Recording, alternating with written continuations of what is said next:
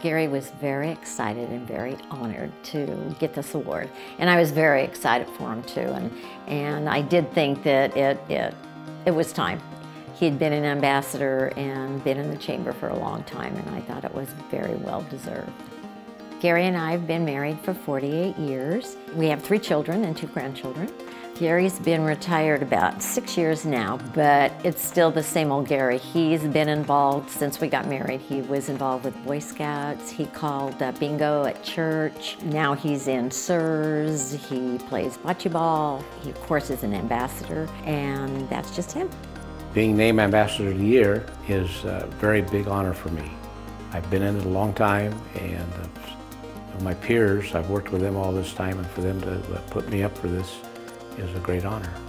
When I moved to town, I started at a business in town, and one day some fellows showed up in their burgundy coats and welcomed me to town and said anything they could do to help me get adjusted in the business, they would be glad to help, and gave me a bottle of wine, and I thought, that's the kind of guy I'd like to be someday. I'd like to be in that group and have one of those burgundy jackets.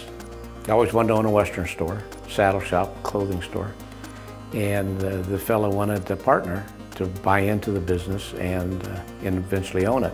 And I thought, this is my opportunity, and became the part owner in the store, and then worked my way into being the owner, and it was great. You know, just the people you meet. I like agricultural people, and we had a lot of agricultural people here. And got to know a lot of people, and they're very nice and welcome you into their homes, their ranches and farms. Thoroughly enjoyed it. I think the Chamber of Commerce is a very good organization, especially I think in a town like Napa that's I still consider a small town. It kind of brings the businesses together, people together, and I've always felt that competition is a good thing and it's healthy. And when you have several of the same type of businesses meet together and visit and talk about their issues and then have a place to go to meet, I think it's all good and healthy, and I think the Chamber is very good at doing that. I was mad at the Chamber at one time and dropped out. And then I was complaining to Jeff Doran and Jim Fields at Allen Benedict Furniture, and he said, you know, you can't change anything unless you get in there and join.